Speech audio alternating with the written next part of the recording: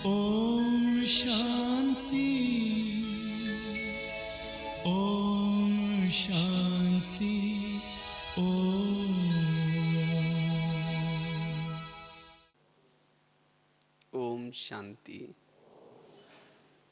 आज का बहुत सुंदर विषय है स्वराज्य अधिकारी से विश्व राज्य की प्राप्ति।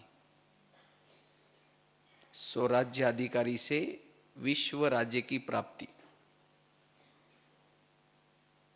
वैसे तो अव्यक्त मास चल रहे हैं और यह अव्यक्त मास जनवरी मास हमें ब्रह्मा बाबा की स्मृति दिलाता है।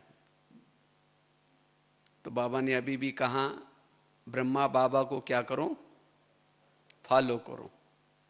तो ब्रह्मा बाबा को फॉलो करना अर्थात बाबा ने कर्मातीत बनने के लिए, नारायण बनने के लिए जो पुरुषार्थ किया उस पुरुषार्थ को हमें स्वयं को भी करना, इसको कहेंगे फॉलो फादर।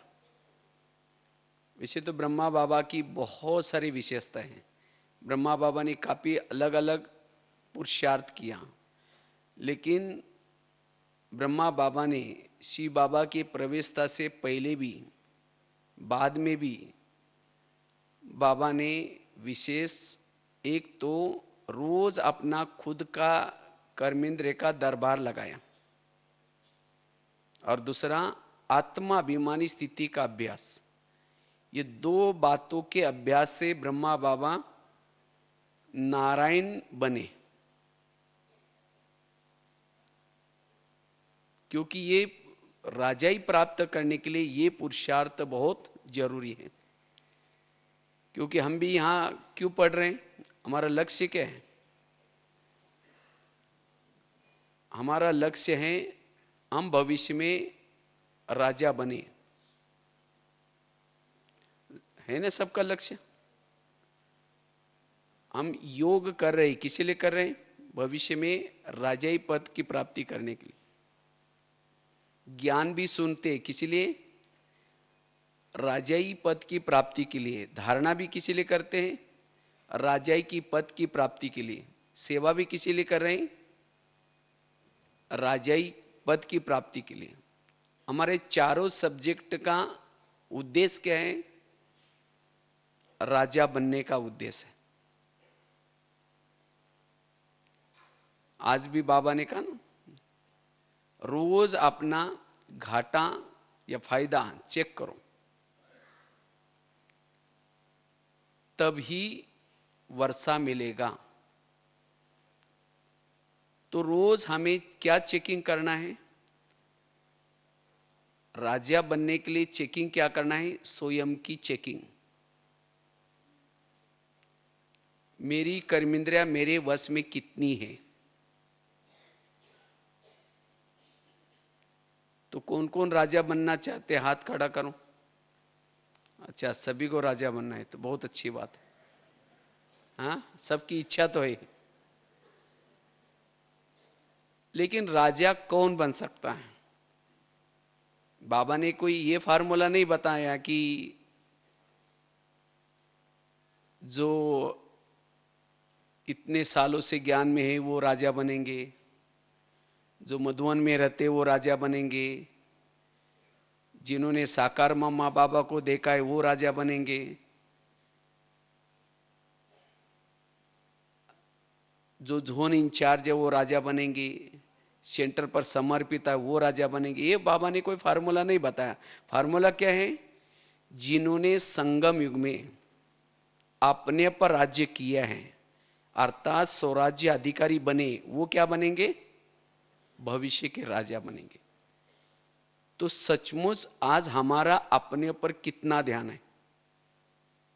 इसीलिए कहते हैं ना, पहले तुम अपने घर को सुधारो, बाद में दूसरों को सुनाओ। घर मतलब कौन सा घर है? शरीर हमारा क्या है?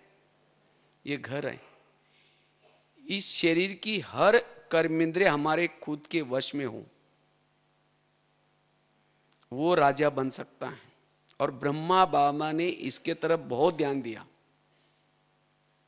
लेकिन आज हमारा इसके तरफ ध्यान थोड़ा सा कम है। तो राजा बनने के लिए हमें क्या करना है? स्वराज्य अधिकारी बनना है। तो सभी ने हाथ तो खड़ा किया था, तो क्या आप अपना मन अपने वश में किए हैं? मन को कहते हैं कि मन तुम थोड़ा सा 15-20 मिनट के लिए परमधाम में जाना, शिव बाबा के पास, और मन कहीं मार्केट में लेके जाता है। हाँ, मन को ऑर्डर करते हैं परमधाम में जाओ, और मन कहीं मार्केट में जाता है।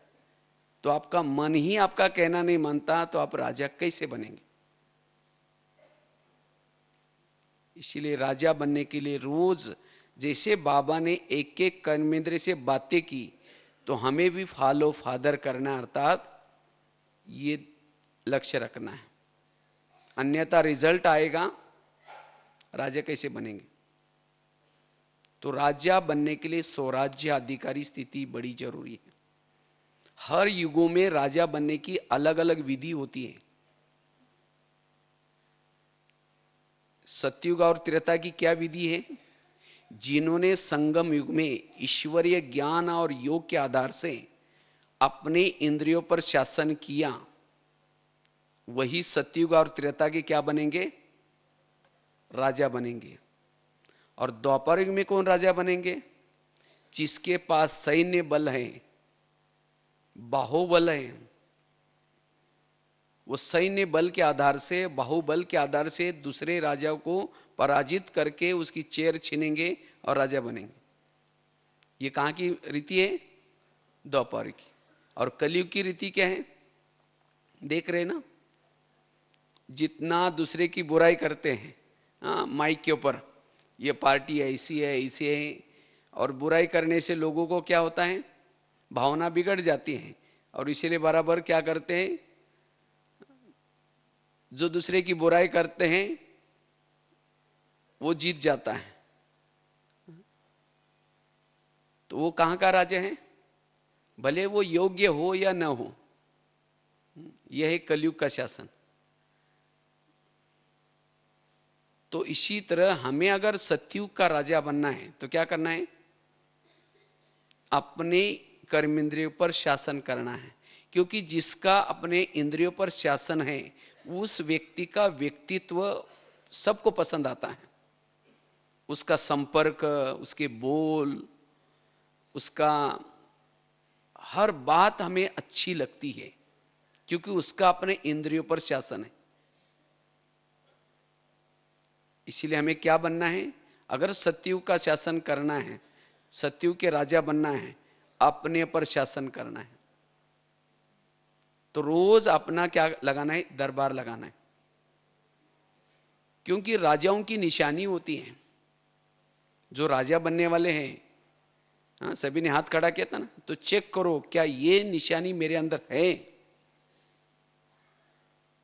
राजा की पहली निशानी है, राजा दानी होता है। राजा के घर से कोई भी खाली नहीं जाता। कहते थे ना, एक राजा था, वो बहुत दान करता था, कहानी आती थी पहली। तो क्या हम भी दान करते हैं? मेरे सामने से कोई ऐसा ही खाली तो नहीं जाता। कोई ट्रेन में जा रहे या बस में जा रहे, कोई बाजू में बैठा है, जहां से बैठे वहां से अंत उतरने तक उससे बात भी नहीं किया, उसको एक शब्द भी ज्ञान का नहीं सुनाया, तो आपके घर से कैसा गया? वो खाली गया। किसी को मनसा से दान दो, वाचा से दान दो, शक्ति का दान दो, कुछ ना कुछ जो देता है वो कौन है? राजा। जो देता नहीं वो राजा कैसे बनेगा? इसीलिए क्या चेक करना अपने आप को, हम देते हैं किसी को कुछ? दूसरे राजा की निशानी क्या होते हैं? राजा जिसको भी ऑर्डर करता है, अगर राजा की ऑर्डर कोई टालता है, राजा क्या करता है? उसको शिक्षा देता है, सजा देता है। तो इसी तरह हम भी अपनी इंद्रियों को ऑर्डर करते हैं। कान, आज तुम व्यर्थ नहीं सुनना। आंखें, तुम्हें व्यर्थ नहीं देखना है। हे मन, तुम्हें व्यर्थ नहीं सोचना। तो क्या हमारी इंद्रिय हमारा कहना मानती है? अगर नहीं मानती तो क्या हम उसको सजा देते हैं? क्या इंद्रियां हमको चला रहे हैं? जिसको इंद्रियां चलाती है वो राजा कैसे बनेगा? वो अधीन है। अधीन वाला कभी भी अधिकारी नहीं बन सकता। जो अधीन है वो कभी भी अधिकारी नहीं बन सकता। इसीलिए अगर राजा बनना है, हमें इंद्रियों को चलाना है, न कि इंद्रियां हमको चलाएं।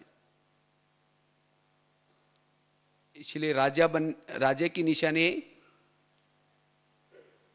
अपने इंद्रियों पर शासन। अगर नहीं सुनती तो उसको सजा भी दो, शिक्षा भी दो। तीसरी राजा की निशानी है राजा शिकार करता है। उसकी भी कहानी आती थी ना, पहले एक राजा था, शिकार करने के लिए गया था। और राजा शिकार किसकी करता है ना? शेर की शिकार करता है। जो शेर की शिकार करता है उसको क्या कहते हैं? राजा। तो सभी ने हाथ खड़ा किया था। तो आज तक कितने शेर को मारा है? हाँ, माताओं ने मारा है। हाँ, चलो एक दो ने तो मारा है, अच्छी बात है। शेर अर्थात कोई अज्ञानी आत्माओं को ज्ञानी बनाना। और वो भी ऐसे नहीं कि 2-4 दिन के बाद मरने वाली बुढ़िया को ज्ञान सुनाया, वो तो चुआ बिली हो गई। हाँ, चुआ बिली नहीं, लेकिन जिसको बाबा कहते हैं कोई क्वालिटी वाली आत्मा। एक आत्मा आई तो उसके साथ दूसरी भी आ जाए और 10 आ जाए, उसे और सेवा हो जाए, इसको कहते हैं शेर की शिकार। तो जो शेर की शिकार करता है वो क्या बनेगा? राजा बनेगा। तो इसलिए राजा बनने के लिए बाबा कितनी सारी अव्यक्त साकार मुरली में, बच्चे मंदिरों में जाओ, बच्चे यहां जाओ, वहां जाओ, कितनी बाबा हमें क्या भरता है? उमंग भरता है। लेकिन हम सुनने तक है या कोई इसको प्रैक्टिकल भी करते हैं? तो जो शिकार करता वो क्या बनेगा? क्योंकि प्रजा ही नहीं बनेगी तो राजा कैसे बनेंगे? तो इसीलिए राजा वो है जो प्रजा भी बनाता है। और जंगल तो बहुत लंबा चौड़ा है, कितने सारे शेर घूम रहे। तो शेर की शिकार जरूर करनी है। कई तो सोचते हैं कि कोई सुनता ही नहीं। आजकल हम बहुत सुनाने की कोशिश करते हैं। अगर नहीं सुनता तो आपके जो हथियार है उसके अंदर धार नहीं है, तो योग बल से धार लगा दो तो सुन लेंगे। अगर नहीं सुनता तो कम से कम सेंटर में तो लेके आओ, उसको जाली में तो फंसा दो। उस शेर को क्या करो? जाली में तो फंसा दो, मारने का काम बहनें कर ही देंगी। लेकिन जिन्होंने वहां तक फंसाया उसको आधी दुआ मिल जाएगी। इसीलिए हमें जरूर किसी ना किसी को सेंटर पर लेके आना है। अगर एक नहीं सुनता तो दूसरे को लेके आओ।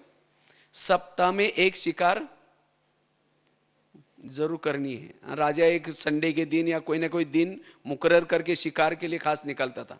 तो इसी तरह हमें भी क्या करना है? कोई ना कोई एक दिन मुकर्रर करके शिकार करने के लिए जरूर निकलना है।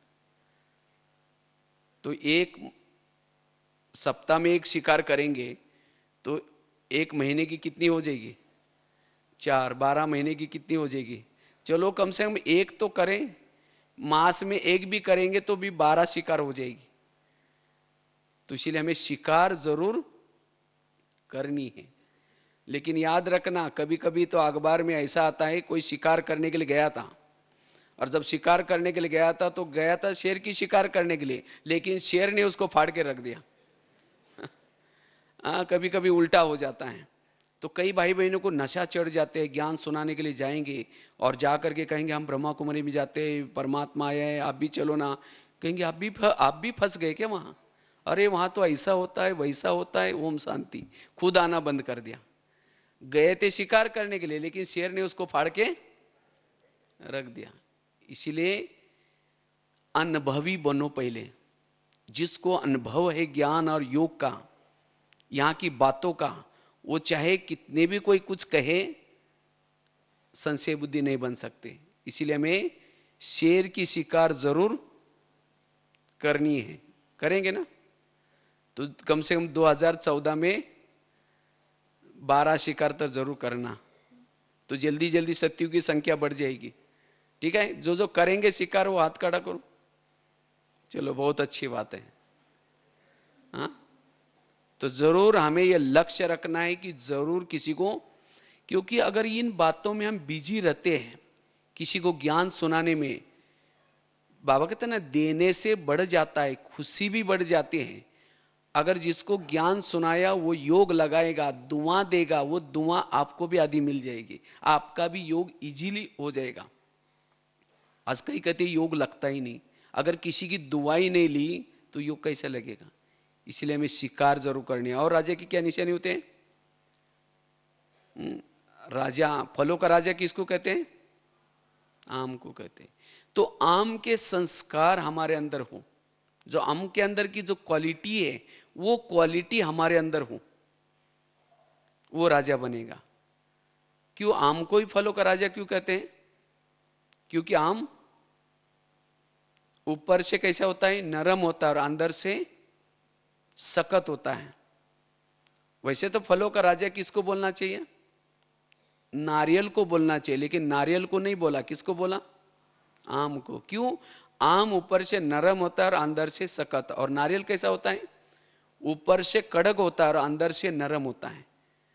तो जो राजा बनने वाले हैं उनकी क्या निशानी होंगी? वो ऊपर से नम्रचित होंगे, निर्माण होंगे, और अंदर से अपने नियम संयम के लिए कड़क होंगे। वो क्या बनेंगे? कई तो ऐसे होते हैं ऊपर से कड़क होते हैं, मैं जैसा कहता हूं वैसे करो, ये करो, वो करो, और खुद कुछ नहीं करेंगे। ऐसे व्यक्ति को लोग क्या कहेंगे? हाँ जी जरूर करेंगे, जरूर करेंगे, पीछे मुंह क्या, जाओ जाओ हमको पता है कैसे। उसका कोई भी सुनेगा नहीं। तो इसलिए अगर राजा बनना है तो क्या बनो? आम बनो। और फलों का राजा आम को ही क्यों कहा?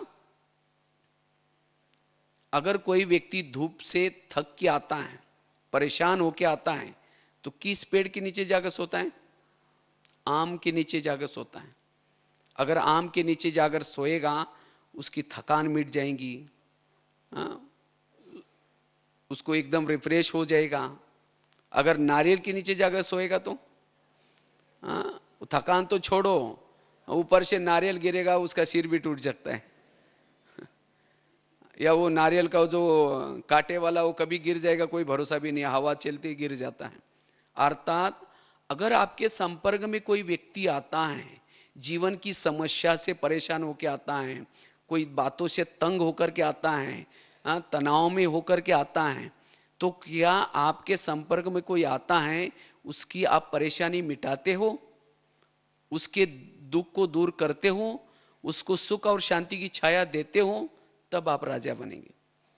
कई तो ऐसे होते हैं, छाया तो छोड़ो, उसको कोई ऐसी और ही उल्टी सुल्टी बात सुना करके उसका दिमाग और ही खराब करके भेज देंगे, और उसको परेशान करके भेजेंगे। आया था सुख शांति के लिए, गया परेशान होकर के, वो राजा कैसे बनेगा? इसीलिए बाबा कहते हैं राजा बनने के लिए किसी को सुख दो, शांति दो, किसी की परेशानी को मिटा दो, वो क्या बनेंगे? राजा बनेंगे। तो राजा बनने के लिए हमें क्या बनना है? आम बनना है, नारियल नहीं बनना। और फलों का राजा आम को ही क्यों कहा?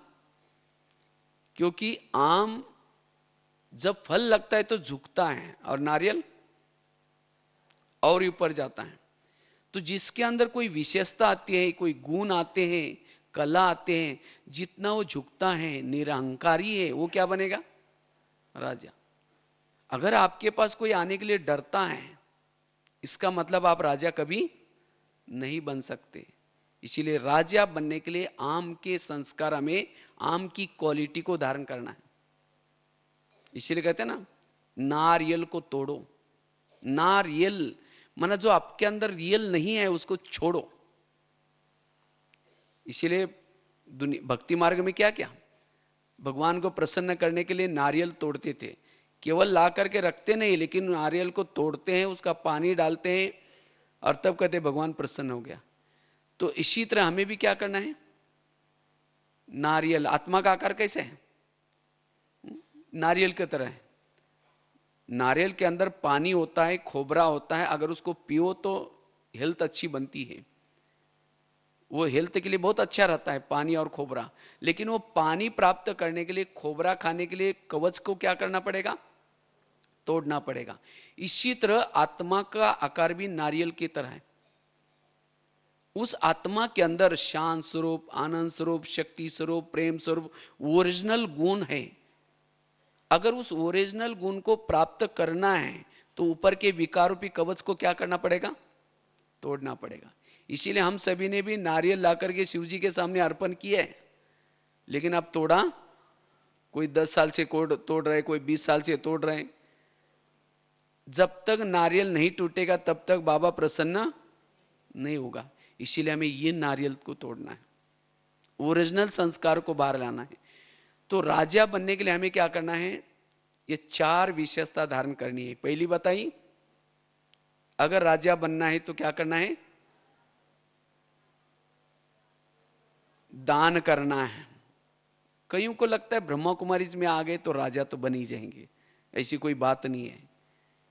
याद रखना, यहां जो बोएंगे संगम युग में वही बाबा अनेक गुना होकर के देता है। अगर यहां नहीं करेंगे तो मिलेगा भी नहीं। अगर यहां बोया ही नहीं तो मिलेगा कहां से? एक बहुत सुंदर एक घटना आपको सुनाते। एक बहू थी, वो शादी से पूर्व बहुत दान पुण्य करती थी, लेकिन जब उसकी शादी होती है दान पुण्य नहीं करती। उसकी शादी हुई थी एक सेठ जी के घर में। वो थे सेठ जी लेकिन थे कंजूस, कभी भी दान पुण्य नहीं करते। तो एक बार सब, उसका पति, सास, ससुर सब महल के बाहर, उनका गांव में महल था बहुत बड़ा, सेठ जी थे, वो बाहर बैठे थे। तो इतने में एक सन्यासी आया और सन्यासी कहता है मुझे थोड़ा भिक्षा दो। तो बहू क्या कहते हैं, मैं बासी खाती और भूखी सोती हूं, तुमको कहां से दूं? तो सास को तो गुस्सा आया उसको, लेकिन कुछ नहीं बोला, वो सन्यासी था। दोबारा वो सन्यासी कहता है मुझे थोड़ी भिक्षा दो। दोबारा वो कहते हैं कि आपने सुना नहीं, मैं बासी खाती और भूखी सोती है, तुमको कहां से दूं? सन्यासी चला गया। तो सास ने उठ करके उसको 2 थप्पड़ लगा दी। कहते तुमने तो हमारा नाम खराब किया, कब आपको बासी खिलाया और कब भूखा सुलाया? तो फिर उसकी बहू कहते हाँ, रोज मैं बासी खाती और भूखी सोती हूं। कहते आज मेरी शादी ये सेठ जी के घर में हुई है, ये तो मैंने पिछले कोई जन्मों में अच्छा कर्म किया होगा जिसका फल आज मैं खा रही हूं। तो कौन सा खा रही हूं? पिछले जन्मों का खा रही हूं, मतलब बासी खा रही हूं। और भूखी सो रहे अर्थात अगले जन्म के लिए आप मुझे कुछ भी करने नहीं देते दान पुण्य, इसीलिए मैंने कहा कि मैं बासी खा करके भूखी सोती हूं। फिर उसके सास के समझ में आया हाँ बात तो सही है। तो कहते हैं ठीक है, जो घोड़े के लिए जो चने पीसे उसको दिया करो। उसको लगता है थोड़ा अक्ल तो आ गई उसको दान पुण्य करने की, तो रोज वो चने दान करते हैं। तो एक दिन इस बहू को लगता है अगर मैं चने दूंगी तो अगले जन्म में मुझे बोरी की बोरी चने मिलेंगे। फिर उसकी सास कहते अच्छा जो चाहिए दे दो। तो इसी तरह कहीं हम बासी खा करके भूखा तो नहीं सो रहे। आज बाबा की इतनी हमें पालना मिल रही, इतना तरावटी माल मिल रहा है ना, कितनी अच्छी अच्छी पालना मिलती है। तो ये कौन से जन्मों का फल है? 63 जन्मों में दर दर में भटके थे, व्रत किया था, उपवास किया था, और जिसके कारण आज ये पालना मिल रहे। तो कौन सा खा रहे? बासी खा रहे। लेकिन आज अगर मैंने कुछ पुण्य नहीं किया, किसी को ज्ञान दान नहीं किया, स्थूल धन नहीं किया सेंटर पर, तो अगले जन्म के लिए कैसे सो रहे? भूखा सो रहे। कभी कभी आप अपने जीवन की एक पिक्चर, चित्र बना दो, हम भविष्य कैसा चाहते। अगर तन से अच्छे चाहिए, तन से सेवा, संबंध अच्छे चाहिए तो सर्व संबंधों के साथ बाबा के साथ का अनुभव। तो अगर धन चाहिए, धन से सेवा। तो जैसा जीवन चाहते संगम युग में वो करना पड़ेगा, अगर नहीं करेंगे तो नहीं मिलेगा। इसीलिए बासी खाकर के भूखा नहीं सुना। तो एक तो दान के संस्कार, दूसरा बताया राजा अर्थात जो अपने इंद्रियों पर शासन करता है, तीसरा बताया राजा अर्थात जो शिकार करता है, और चौथा बताया राजा अर्थात आम के संस्कार। तो चेक करो, हाथ सबने खड़ा किया था। तो क्या हमारे अंदर ये संस्कार आए हैं? क्योंकि राजा कौन बनेगा, दासी कौन बनेगी, साहूकार कौन बनेगा? सिस्टम है जो इस ज्ञान मार्ग में चलता है, रोज मुरली सुनता है, ना धन से सेवा करता है ना ज्ञान सुनाता है, लेकिन रोज आता है और इंद्रियों के भी अधीन है, देखने के अधीन है, सुनने के अधीन है, मुख के व्यर्थ बोलने के अधीन है। तो ऐसी आत्मा का भविष्य क्या होगा? दास दासी। जो इंद्रियों के दास है वो क्या बनते हैं? दास। जो किसी का श्रृंगार नहीं करते वो श्रृंगार करने वाले बनते। श्रृंगार कौन कराते? दासियां। जो यहां छोटी छोटी बातों से उदास रहते वो दास दासी बनते। और कोई ज्ञान में चलता है, धन से सेवा करता है, ज्ञान भी सुनाता है, लेकिन इंद्रियों के अधीन है, ऐसी आत्मा साहूकार बनेंगी। साहूकार क्यों बनी? क्योंकि धन से सेवा की, ज्ञान भी सुनाया, लेकिन इंद्रियों के अधीन। और कोई ज्ञान में चलता है, इतना गुप्त पुरुषार्थ कर रहा है जो इंद्रियों को अपने वश में किया है, लेकिन ना धन से सेवा करता ना ज्ञान सुनाता है। राजा तो बनेगा, लेकिन कैसा? कंगाल राजा। कंगाल शब्द नहीं होगा, लेकिन उसके पास धन की कमी। और कोई ज्ञान में चलता है, धन से सेवा करता है, ज्ञान भी सुनाता है, इंद्रियों को भी शासन किया है, ऐसी आत्मा क्या बनेगी? संपन्न राजा। तो चेक करो मेरी गाड़ी कौन से ट्रैक में चल रही। अभी भी हम ट्रैक को बदल सकते हैं। इसीलिए बाबा कहते बच्चे रोज अपनी चेकिंग करो। राजा बनने के लिए आए हैं, तो क्या हम राजा बन सकते हैं? तो रोज अपने कर्मेंद्र का क्या लगाना है? दरबार लगाना है। तो बात चल रही थी राजा बनने के लिए स्वराज्य अधिकारी, क्योंकि जो स्वराज्य अधिकारी है वो वायुमंडल को भी शुद्ध बना सकता है। जो इंद्रियों के अधीन है वो वायुमंडल को खराब करेगा। वो योगी नहीं बन सकता, उसका योग नहीं लगेगा। जो कर्मेंद्र के अधीन है, जैसे भारत में अंग्रेज घुसे थे, कैसे घुसे थे? भारत में अलग अलग नवाब थे, और उन नवाबों ने, अंग्रेज लोगों ने क्या किया? नवाबों के साथ दोस्ती की, और जिसके कारण क्या हो गया? भारत के ऊपर अंग्रेज लोगों ने अटैक किया। इसी तरह जिसका इंद्रियों पर शासन नहीं है, माया कहां से आती है? माया आज हमारी ही कर्मेंद्रिय के द्वारा आती है। अगर कर्मेंद्रिय की हम चेकिंग नहीं करेंगे, उनको सशक्त नहीं बनेंगे, तो हम माया के अधीन हो जाएंगे, वो कमजोरी को परिवर्तन नहीं कर सकेंगे। इसीलिए हमें अपने किले को मजबूत करना है। शरीर क्या है हमारा? बहुत बहुत पुराना किला है। हम राजा रहते हैं इसके अंदर। हर राजा का अपना अपना किला है। तो इस किले को क्या बनना है? मजबूत करना है। कोई भी जगह से माया ना आए, रोज इनकी चेकिंग करनी है। जैसे भारत में बंगाल का नवाब, बिहार का नवाब, सूरत का नवाब, अलग अलग नवाब थे। अंग्रेज लोग आए, उनके साथ दोस्ती की, और उसके बाद धीरे धीरे दिल्ली के ऊपर अटैक किया, और भारत क्या हो गया? परातंत्र हुए। तो इसी तरह इस शरीर भी हमारा एक इंडिया है, और इस इंडिया की राजधानी आत्मा राजा है, अब रुकुटी में रहता है, दिल्ली। और इस इंडिया में कई नवाब भी है। कौन से? कान, मुख, आंख, मन, बुद्धि, ये सब कौन है? नवाब। तो माया रूपी अंग्रेज आती है तो क्या करते? दोस्ती पहले कान के साथ कोई व्यर्थ बातें सुनेंगे, उसके बाद अंदर मुख में वर्णन होगा, फिर आंखों में आएगा, फिर मन में आएगा, फिर बुद्धि में आएगा, फिर दिल्ली के ऊपर अटैक हो गया, तो फिर आत्मा अधीन हो गई। तो इसीलिए हमें क्या करना है? रोज क्या करना है? हमें हमारा पुरुषार्थ क्या है? इस शरीर रूपी देश को, जैसे वो गीत सुन रहे थे ना शुरू शुरू में, पग पग पर अपने कर्मेंद्रिय को माया की छाया से बचाना, राजधानी को माया की छाया से बचाना। तो इसीलिए ब्रह्मा बाबा ने जैसे रोज अपना दरबार लगाया, तो हमें भी क्या करना है, रोज चेकिंग करना है, आखिर माया आती कहां से, कौन सी ईंट या कौन सा दरवाजा खुला है। हम इतने बिजी रहते, कहते ना अंधेरी नगरी चौपट राजा टकेसर बाजी टकेसर खाजा। नगरी का राजा सोया है, जो चाहे हो रहा है, आंखें जो चाहे देख रहे, मुख जो चाहे बोल रहे, कान जो चाहे सुन रहे, और जिसके कारण फिर राजा कमजोर होता है। तो अभी हमारा शरीर रूपी देश परतंत्र है, उसको स्वतंत्र बनाना है। जैसे भारत से अंग्रेज लोगों को भगाया, कैसे भगाया, तो वही नीति हमें भी यहां अपनानी है।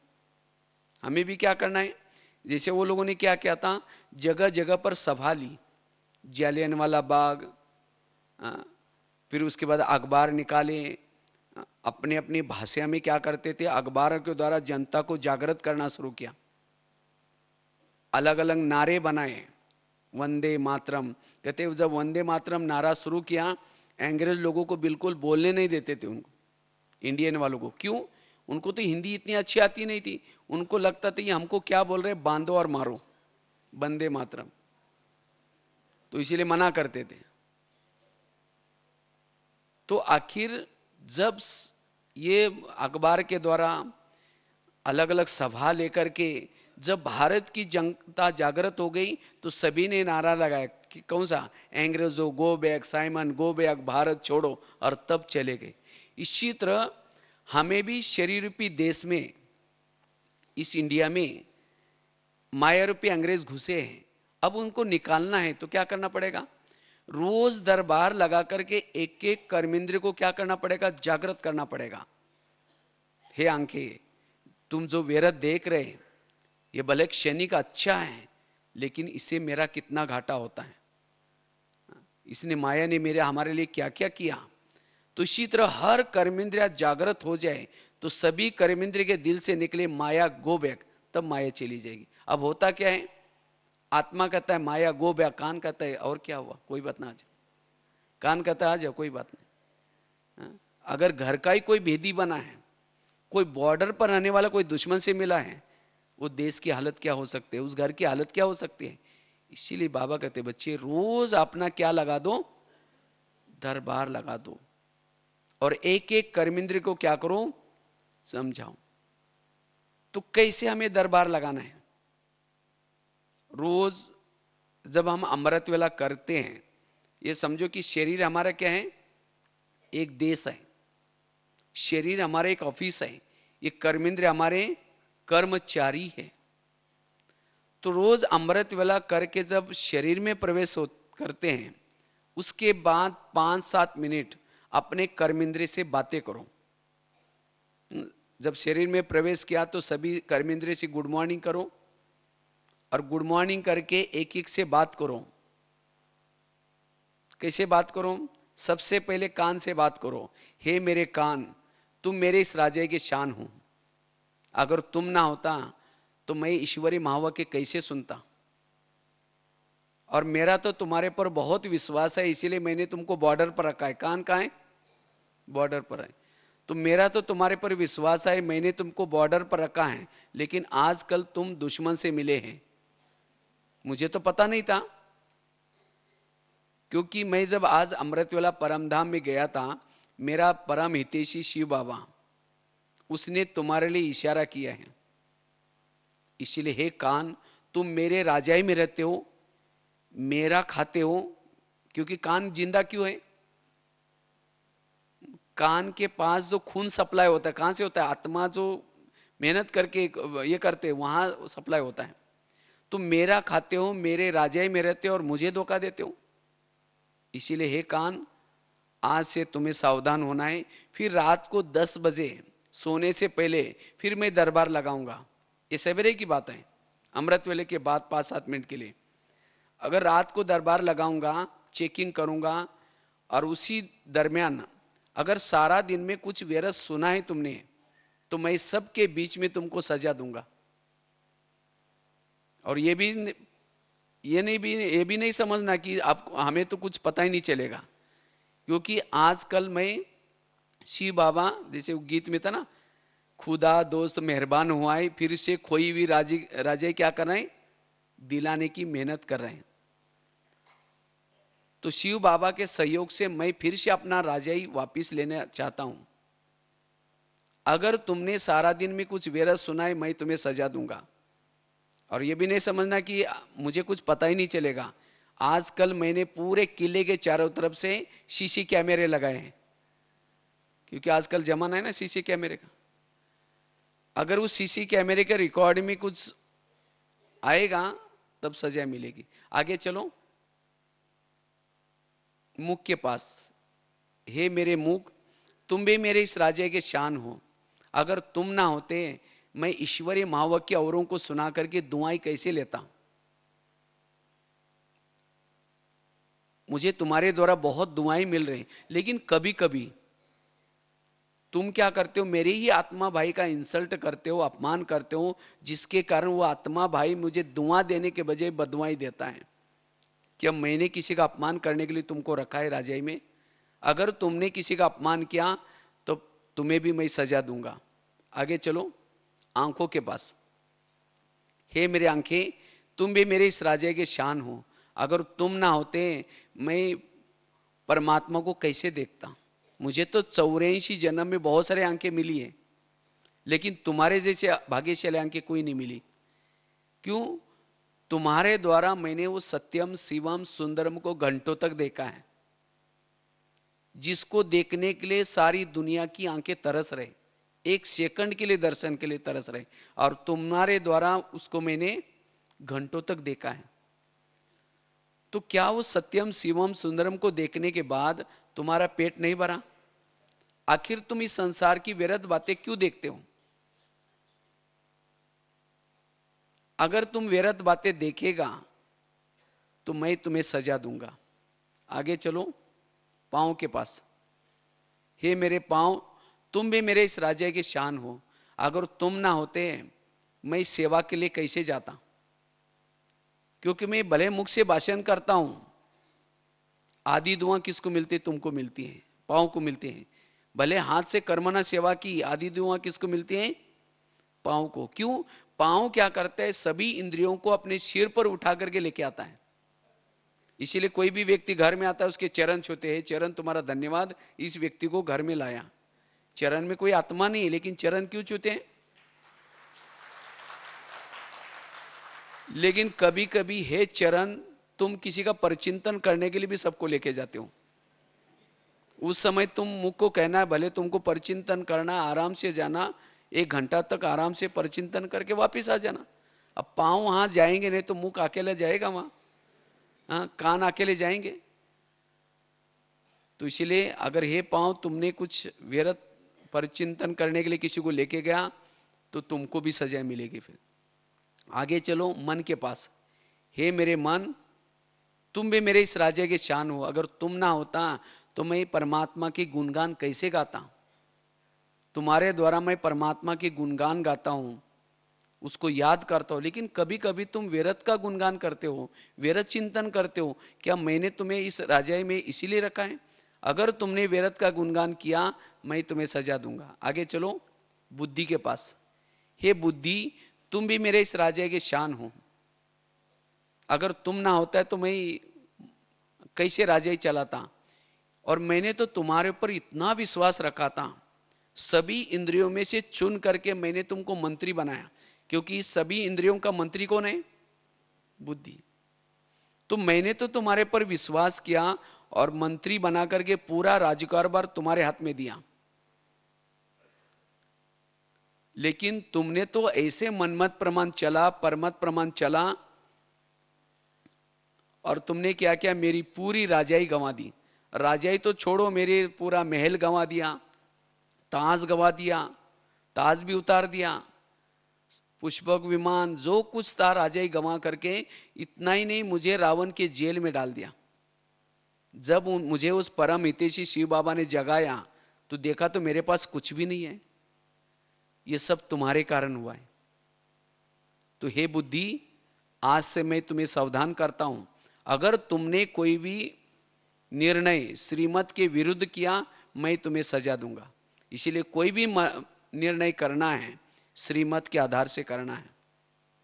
इस तरह से एक एक कर्मेंद्रिय से क्या करना है, बातें करनी। जो बातें ब्रह्मा बाबा भी करते थे, बाबा भी अपने इंद्रियों से बातें करते थे। बाबा की डायरी मिली, उस डायरी के अंदर बाबा ने ऐसा ऐसा पुरुषार्थ किया, और इसीलिए बाबा ने स्वराज्य अधिकारी से नारायण का पद पाया। इसीलिए बाबा कहते बच्चे फॉलो फादर, आप भी क्या करो, ये पुरुषार्थ करो। क्योंकि जब तक हमारा इंद्रिय पर शासन नहीं है तब तक हम राजा नहीं बनेंगे। तो ये राजा बनने का चांस तो सबको है। कोई माताएं भी राजा बन सकती हैं, कोई गृहस्थी में रहने वाले कुमार बन सकते हैं, कुमारी बन सकते हैं, कोई गृहस्थी में रहने वाले भी बन सकते हैं। राजा बनने के लिए कहीं और दौड़ने की जरूरत नहीं है, अपने पर शासन करो। लेकिन आज हमारा इसके तरफ ध्यान नहीं है। हमने कितने सेंटर खोले, कितने ये किया, वो जरूर नहीं, हम कितने निर्विघ्न हैं, मेरी राजाई कितनी निर्विघ्न है। नहीं तो राजा बनेंगे, लेकिन कहां के राजा बनेंगे। जैसे बता ना, अगर किसी की बड़ों के सामने जाकर के बुराई करेंगे, ये करेंगे और किसी की चेयर लेंगे तो राजा तो बनेगा, लेकिन कहां का बनेगा, कलयुग का राजा बन जाएगा। बाहुबल के आधार से किसी के राजा लेंगे तो भी, तो इसलिए हमें अगर सत्युग का राजा बनना है तो क्या करना है, स्वराज्य अधिकारी बनना है, अपने पर शासन करना है। इसलिए बाबा इसको कहते परिवर्तन, ये है परिवर्तन। ब्रह्मा कुमार कुमारी बनना मतलब परिवर्तन करना, मतलब सफेद ड्रेस पहन लिया, बैज पहन लिया, ये परिवर्तन तो ऊपर का परिवर्तन हो गया। लेकिन हर इंद्रियों पर शासन करो, क्योंकि फार्मूला बाबा ने ये रखा है, स्वराज्य अधिकारी सो। चाहे कोई मधुवन निवासी है, बाबा देखेगा कि उसने अपने पर कितना शासन किया है। चाहे कोई जोन इंचार्ज है, बाबा ये देखा कि अपने पर शासन कितना किया है। कोई गृहस्थी की माता है, उसको बाबा देखेगा इसने जब से ब्राह्मण बना अपने पर शासन कितना किया। इसलिए चेक करो, सभी ने हाथ खड़ा किया था कि हमारा इतना सूक्ष्म पुरुषार्थ है, और जिसकी हर इंद्रिया सशक्त होगी, इस किले के अंदर कोई भी माया की सेना अटैक नहीं कर सकती। और जो स्वराज्य अधिकारी है वो आत्माभिमानी स्थिति में रहेगा, आत्माभिमानी स्थिति में रहेगा। इसीलिए बाबा कहते बच्चे ये पुरुषार्थ करो राजा बनने के लिए। इसलिए राजा बनने के लिए अपने ऊपर शासन करने की जरूरत है। फिर हमने 10 बजे लगाया दरबार, सवेरे उठ करके, सवेरे अमृत वेले के बाद, फिर रात को सोने से पहले फिर दरबार लगा दो। फिर सभी कर्मेंद्र को कहो कि आओ भाई दरबार लगाना है। तो फिर बाद में 5 मिनट के लिए अपने सभी कर्मेंद्र पर ध्यान रखो कि आज कितना घाटा हुआ और कितना फायदा हुआ।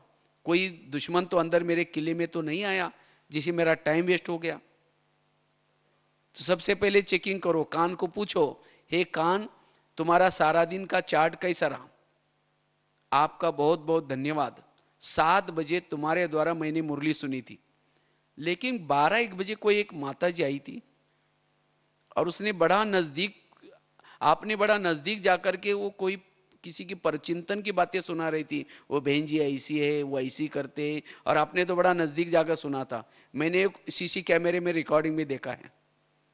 तो बताओ, मैंने सवेरे तुमको मना किया था सुनने के लिए, तो भी तुमने सुना, इसीलिए तुम्हारे लिए सजा कौन सी, तुम्हें दोबारा मुरली सुननी है। सजा मतलब कोई कान काटने वाली सजा नहीं सजा कौन सी दो, दोबारा मुरली सुनो। क्योंकि कौन से कान पर चिंतन सुनते हैं, जिस कान में ज्ञान की कमी है। इसीलिए उसको ज्ञान से इतना भरपूर कर दो जो किसी के परचिंतन की बातें सुने ही नहीं कभी। इसीलिए उसको अलौकिक सजा दो, कौन सी, दोबारा मुरली सुनो। फिर आगे चलो मुख के पास, हे मुख तुम्हारा चार्ट कैसा रहा। समझो कान ने दरवाजा खोला, तो कम से कम तुमने तो अपना दरवाजा बंद रखना चाहिए था, क्योंकि मैं तो 7 दरवाजे के अंदर बैठा हूं। एक दरवाजा खोलो तो दूसरा तीसरा। तुमने भी बोला हाँ वो सचमुच आजकल बहनी तो ऐसी करती रहती है, हाँ जिसका जो पैसे दे तो आगे उसको आगे करते रहते, हमारी कोई वैल्यू नहीं है। तुमने भी उसको सहयोग दिया बोल करके, इसीलिए तुम्हारे लिए सजा कौन सी? कल के दिन तुम्हारा कारोबार बंद रहेगा। मौन है मुख की सजा। दूसरे दिन चुप रहो, बस सारा दिन बोलने का बंद। तो ऑटोमेटिकली तीसरे दिन क्या करेगा? हर बात में समझ करके बोलेगा। तो ऐसी जिसको कहते राजा, एक एक कर्मेंद्र की चेकिंग, शिक्षा, सावधानी। अगर नहीं बात मानी तो क्या करो? उसको सजा दो। और जिसका ऐसा हर कर्मेंद्रिय को पर निगरानी है, वो क्या बनेगा? राजा। तो हाथ खड़ा किया था सभी ने, तो क्या इतनी निगरानी है हमारी? इच्छा तो है राजा बनने की, लेकिन क्या ये हम करते हैं? तो ये पुरुषार्थ करना है। जो बाबा ने किया था उसको ही हमें क्या करना है? फॉलो करना है। बाबा ने आत्मा का पाठ कितना पक्का किया, दीवार पर लिखते थे मैं आत्मा हूं, यशोद आत्मा है, ये आत्मा है, आत्मा। कितना सचमुच हम अपने दिल पर हाथ रख करके पूछे, कितना हमारा इसके तरफ ध्यान है? और इसीलिए आज हमारे जीवन में प्रॉब्लम्स है। आत्माभिमानी स्थिति की कमी, कर्मेंद्रिय पर ध्यान नहीं है, इसीलिए दूसरे की कमी कमजोरी दिखती है। मुख से वर्णन करेंगे, कान से सुनेंगे, जब योग में बैठेंगे तो योग कहां लगेगा? इसीलिए योग का अनुभव करने के लिए, शक्तिशाली बनने के लिए क्या करना है? स्वराज्य अधिकारी बनने की जरूरत है। और जो स्वराज्य अधिकारी है वो क्या बनेगा? भविष्य का विश्व राज्य अधिकारी। और मेरा स्वराज्य सारा दिन बना रहे, मेरे इस राज्य के ऊपर किसी का भी अटैक न हो जाए, उसके लिए क्या करना है? आत्मा राजा को जागृत रहना है। आज वास्तव में कोई कर्मेंद्रिय के द्वारा भी माया अटैक क्यों करती है? क्योंकि आत्मा राजा वो भूल जाते हैं कि मैं राजा हूं, और उसके कारण माया क्या करते? कोई ना कोई कर्मेंद्रिय के द्वारा प्रवेश कर लेती। तो हम आत्मा राजा हूं, जागृत, सारा दिन आत्मा जागृत रहे, उसके लिए क्या करें? उसके लिए अमृत वेले का योग। जिसका अमृत वेले के योग की तरफ अटेंशन है, अमृत वेला का योग, क्लास के पहले का आधे घंटे का योग और प्लस मुरली, सवेरे सवेरे जिसकी दिनचर्या में ये तीन बातें अच्छी है, उसका सारा दिन आत्मा राजा क्या रहेगा? जागृत रहेगा। उसकी आत्माभिमानी स्थिति रहेगी। और जिसकी आत्माभिमानी स्थिति है, वहां कोई भी दरवाजे से माया का अटैक नहीं होगा। जब देह भान आता है तो माया क्या करते? अटैक करते हैं। तो इसलिए हमें क्या करना है? इस 2014 में विशेष अमृत वेले के ऊपर क्या करना है? अटेंशन। रोज रात को सोते समय सोच करके सोना है कि मुझे कल सवेरे अमृत वेला उठना ही है। ऐसे नहीं कि बिस्तर डाल दिया, गुड नाइट बाबा आज तो बहुत थक गए, दोपहर को मैंने रेस्ट ही नहीं किया, अभी तो अभी नींद आ रही तो अमृत वेला पता नहीं मेरा क्या होगा, बाबा प्लीज आप जरूर जगा देना, नया वर्ष चल रहा है, व्यक्त मास चल रहा है, मुझे जरूर जगा देना। ऐसे कमजोर विचार करके सो जाएंगे तो अमृत वाला बाबा तो उठा तो देगा, लेकिन फिर देखेंगे अभी 4 को 5 मिनट कम है, थोड़ा 5 मिनट सो जाते हैं, 5 मिनट के बजाय 5 बजे का पता भी नहीं चलेगा। अच्छा उठ भी जाएंगे फिर झुटके वाला युग चलेगा। अगर अमृत वाला ढीली है तो सारा दिन फिर देह भान, और जहां देह भान है, अंधेरी नगरी चौपट राजा टकेसर बाजी टकेसर खाजा। कान जो चाहे सुनेगा, मुख जो चाहे बोलेगा, तो राजाई कैसी प्राप्त होगी? एक दिन अगर मेरा इंद्रियों पर शासन नहीं है तो कितनी घाटा होता है। एक जन्म की राजा आपकी चली गई, एक जन्म में दास दासी का पद मिलना प्राप्त करना पड़ेगा। इसीलिए बाबा इतना कहते अटेंशन दो, एक एक दिन हमें यादगार बनाना है। इसीलिए अमृत वेला का योग, लास्ट के घटना सुना करके पूरा करते हैं।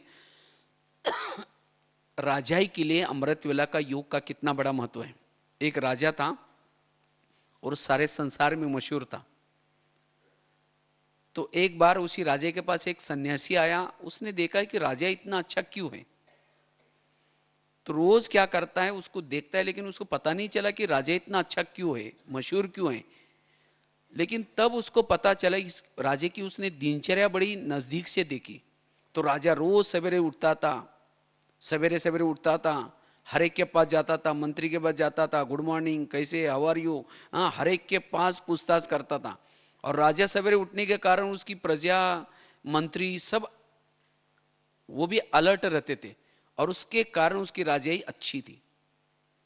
कुछ साल के बाद उस सन्यासी को क्या पता चला, राजा कंगाल हो गया। तो राजा को लगता है ये कैसे हो सकता है, वो सन्यासी को लगता है ये कैसे हो सकता है, इतना अच्छा राजा कंगाल कैसे हो गया।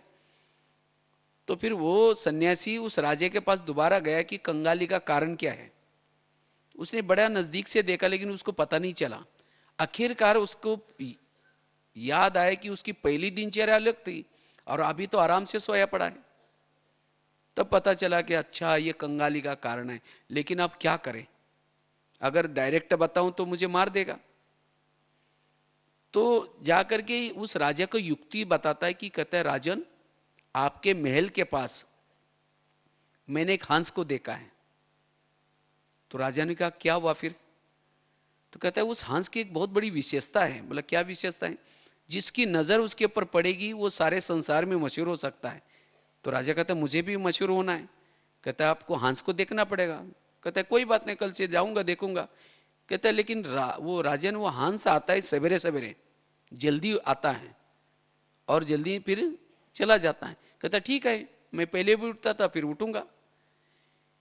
तो जब राजा सो जाता था, उसके राजा में क्या होते थे, चोर घुस जाते थे और चोर घुस करके सामान पार करते थे। तो उसके कारण वो राजा कंगाल बना था। लेकिन जब वो राजा हंस को देखने के लिए उठना शुरू करता है, तो रोज की तरह चोर चक्कर लगा रहे थे। तो देखा कि राजा आज तो उठा हुआ है, चलो कल आ जाए। फिर कल फिर वो राजा वो हंस को देखने के लिए रोज उठना शुरू किया। तो चोरों ने आना क्या किया, बंद कर दिया। और जब चोरों ने आना बंद किया तो राजा धीरे धीरे मशहूर होता होता सारे संसार में मशहूर हो गया। फिर वही सन्यासी एक बार आया, उसने कहा कि आपने हंस को देखा। कहते हैं हंस को तो नहीं देखा, लेकिन मेरी राजाई बहुत अच्छी हो गई। तब वो सन्यासी कहता है यही मैंने आपको युक्ति बताई। अगर मैं आपको बोलता कि आप सोते रहते इसीलिए ऐसा होता है, तो आप मेरा सिर काटते। इसीलिए ऐसे आप रोज उठा करो, आपकी राजाई सारे संसार में मशहूर रहेगी।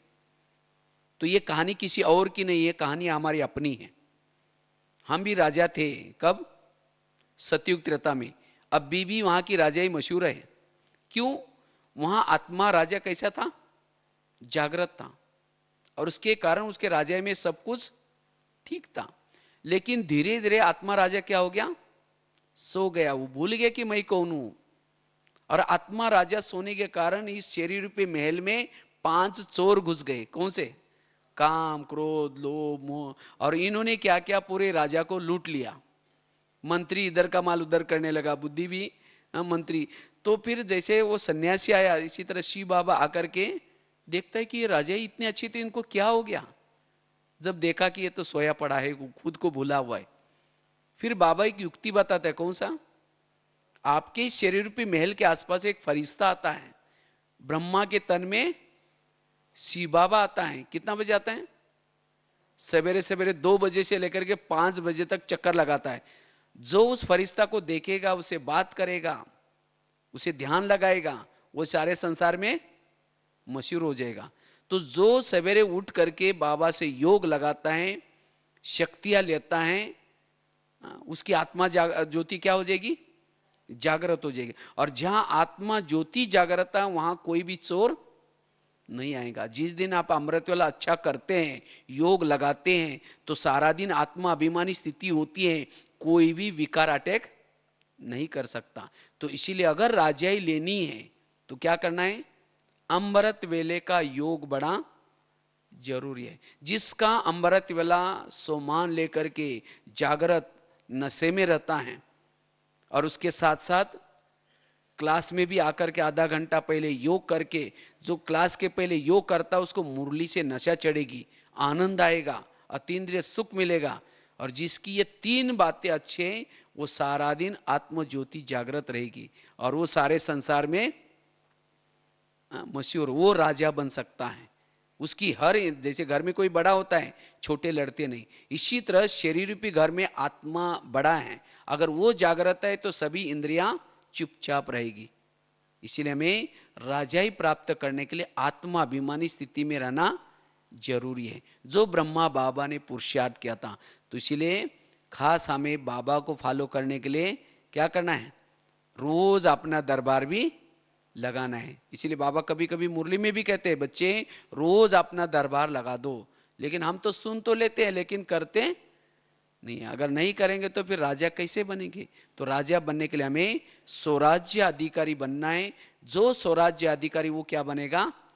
विश्व। ये सैंपल की दुनिया है, जैसे ये दुनिया है 70% पानी है, इसमें भी शरीर में भी 70% पानी है। इतने इसमें 750-800 करोड़ लोग हैं, इसमें भी 750-800 करोड़ जीवाणु हैं, इसमें भी 3 लोग हैं, इसमें भी साकार लोग, आत्म लोग। तो इसलिए जो इस शरीर रूपी देश में शासन करेगा वही इस स्थूल दुनिया में भी शासन कर सकता है। तो इसलिए राजा बनने के लिए स्वराज्य अधिकारी की स्थिति जरूरी है।